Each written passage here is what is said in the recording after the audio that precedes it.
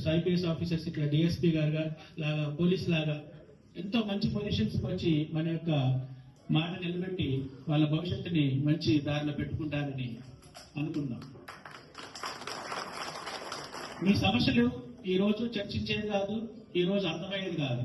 అందుకనే నేను చెప్పే రిక్వెస్ట్ ఏంటంటే, ఏదైనా సమస్య ఉంటే ముందు వారిని సంప్రదించండి.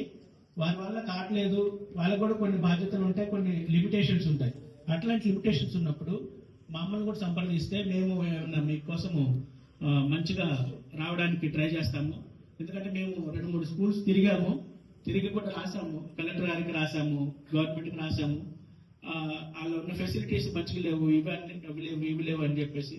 అయితే నేను ఇప్పుడే రావడం జరిగింది కాబట్టి మొట్టమొదటిగా ఈ సంవత్సరంలో నేను దాదాపు ఇప్పుడు ఈ వచ్చిన దగ్గర నుంచి ఒక 15 మందిని వరకు అపాయింట్ చేశాను. కానీ ఇట్లాంటి సర్వీస్ ఉంది, ఇట్లాంటి ఫెసిలిటీ ఉంది అనేది చాలా మందికి ప్రజలకి తెలవట్లేదు. ఇప్పుడు తెలుసుకొని ఏదైనా సమస్య ఉన్నప్పటికీ మీరు డైరెక్ట్ గా మమ్మల్ని సంప్రదించవచ్చు. ముందుగా లేబర్ ఆఫీసర్ గారిని సంప్రదించండి, మార్కెట్ కమిటీ గారి చైర్మన్ గారిని సంప్రదించండి. ఎప్పుడైతే మీ పరిస్థితులు బాగాలేవు, అక్కడ పని జరగట్లేదు అనుకున్న సందర్భంలో మా దగ్గర కూడా డైరెక్ట్ గా వచ్చి పోలీసు వారికి ఇవ్వచ్చు, లేదు మా దగ్గర కూడా సంప్రదించవచ్చు. చాలా ఇన్స్టిట్యూషన్స్ ఉన్నాయి, మన కోసమే ఉన్నాయి. అవి మనం వాళ్ళ యొక్క సేవల్ని ఉపయోగించుకోవాలి కరెక్ట్ డైరెక్షన్ లో. అట్ ద సేమ్ టైం రెండోది ఏంటంటే, కొన్ని బలమైన శక్తులు ఇట్లాంటి టార్గెట్ గ్రూప్ చేస్తూ ఉంటాయి.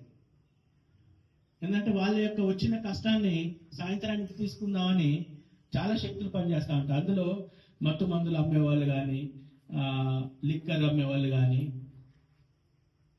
ఇట్లా అనార్గనైజ్డ్ సెక్టార్ని టార్గెట్ చేస్తూ వాళ్ళని ఎక్స్ప్లాయిటేషన్ అంటే వాళ్ళ యొక్క శ్రమని దోచుకుందామనే ఉద్దేశంతో వాళ్ళు తయారవుతూ ఉంటారు. 10 రూపాయలకి సారా, 5 రూపాయలకి సారా, గుడుంబ, ఇట్లా మన విలేజ్లలో అట్లా మనం వచ్చిన 50 రూపాయలు 100 రూపాయలు వాళ్ళకి ఇచ్చి మన ఆరోగ్యాన్ని పాడు చేసుకుంటాం. ఇది ఒకటి గుర్తుపెట్టుకోండి.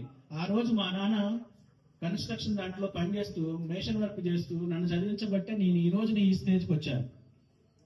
మీరు కూడా మీ పిల్లల్ని చక్కగా చదివించి వాళ్ళ భవిష్యత్తుకి, వాళ్ళ బంగారు భవిష్యత్తుకి మీరు బాటలుగా ఉండి వాళ్ళని అత్యున్నత స్థాయికి తీసుకురావాలి. అంతే తప్ప చిన్న వ్యసనాలకి. ఉపాధ్యక్షులు రాబాబు గారు,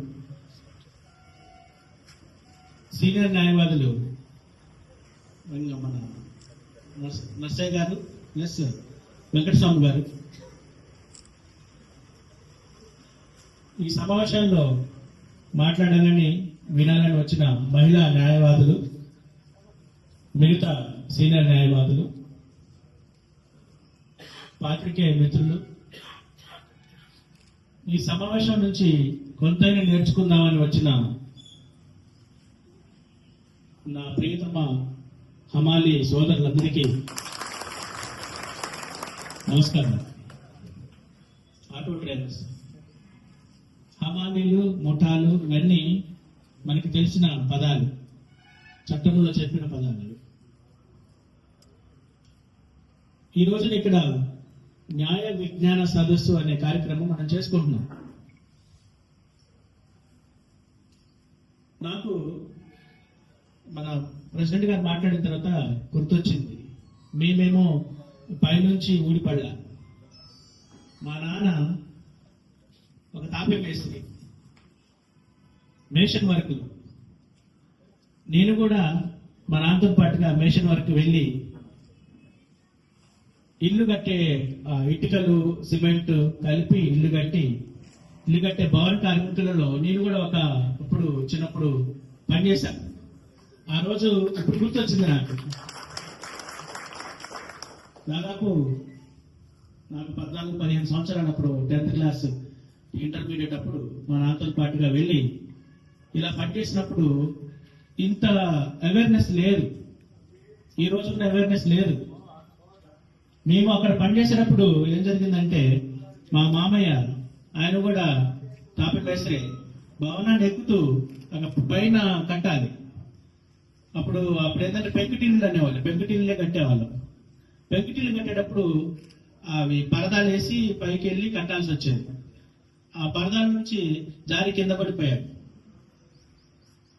కడుతూ కాలు ఎదిగింది. అంటే మీరు ఒకసారి ఆలోచించండి, మనము ప్రాణాల మీద తగ్గించి పనిచేస్తున్న కార్మిక వ్యవస్థలో అట్లాంటి పని చేస్తూ ప్రాణాల మీద కూడా తెచ్చుకున్న పరిస్థితులు వచ్చినాయి. ఈ రోజున సారు మన లేబర్ ఆఫీసర్ గారు చెప్తున్నారు, ఇట్లా కార్డ్స్ ఇవ్వచ్చు, మనం బీఓసీ కార్డ్స్ ఇవ్వచ్చు, వాళ్ళకి ఇన్సూరెన్స్ కవరేజ్ ఉంది, వాళ్ళకి ప్రమాద బీమా కవరేజ్ ఉంది, హాస్పిటలైజ్డ్ కవరేజ్ ఉంది, అన్ని ఉన్నాయని ఇప్పుడు మనకి 1996 లో చెప్తున్నారు. మేము 1990s లో పనిచేసిన వాళ్ళు, అప్పుడు ఇట్లాంటి చట్టాలు లేవు, ఉన్నా తెలవదు, ఎట్లా ఉపయోగించుకోవాలో తెలవదు. అట్లాంటి సంఘటన నుంచి ఈ రోజున మేమందరం వచ్చి మీకు కొన్ని చట్టాలు చెప్పడము, మా వాళ్ళందరూ కవర్ చేశారు, చాలా ఆల్మోస్ట్ అన్ని కవర్ చేశారు. కానీ దీన్ని నాకు తెలిసి 50% మంది కార్మికులే ఉపయోగించుకుంటున్నారు, ఇంకా 50% మంది కార్మికులు ఉపయోగించుకోవట్ల తెలవక. లేబర్ ఆఫీసర్ క్లియర్ గా చెప్పారు, మనం మీ సేవలో రిజిస్టర్ చేసుకుంటే మనకి అది వస్తుంది, ఆ సర్టిఫికెట్ వస్తుంది, దాని ప్రకారం మనము లేబర్ ఆఫీసర్కి మెట్పల్లి సిఏ నిరంజన్ రెడ్డి గారికి ఇన్సూరెన్స్ ఏమేమి అవసరం ఉంటుందో వారికి కూడా చూడండి. మరి చిన్న చిన్న కార్మికులు కూడా ఉన్నారు, మీరు దయచేసి చెక్ చేసి ఆ పిల్లల్ని 19-21 సంవత్సరం లోపు పిల్లల్ని పని చేయకుండా చూసి వాళ్ళకు పని చేసిన గరీబోళ్ళు ఉంటే స్కూళ్ళల్లో మీరు జరిపిస్తే బాగుంటుందని కూడా మీరు ప్రత్యేకంగా కోరుకోవాలని. ముఖ్యంగా చైర్మన్ గారు మన అమలు కార్మికులకు సంబంధించి దయచేసి మీరు వారికి శ్రద్ధ తీసుకొని ఇన్సూరెన్స్ కు మీ కమిటీ పక్షాన్ని డబ్బులు కూడా కడితే వాళ్ళకి ఇన్సూరెన్స్ ఉంటుంది. ఇప్పుడు లేబర్ కార్డు ఏమైనా ఇబ్బంది ఉంటే మీరు లేబర్ ఆఫీసర్ మాట్లాడుతున్నారు, దానికి సంబంధించి ఏమైనా ప్రభుత్వం ఉంటే మీరు మంత్రి గారి దృష్టికి తీసుకెళ్లి వాళ్ళ సమస్యలు కూడా తీర్చాలా. నిన్న మీరు ఒక విషయం చెప్పిండ్రు నాగేశ్వరరావు గారికి, అదేవిధంగా బార్ అసోసియేషన్ ప్రెసిడెంట్ హిమాద్రి గారికి, మార్కెట్ నేటి కార్యక్రమానికి విచ్చేసినటువంటి కార్మిక సోదరులందరికీ, పత్రికా సోదరులకు పేరు పేరున హృదయపూర్వక నమస్కారాలు తెలియజేస్తూ, ఇంతకుముందు దాదాపు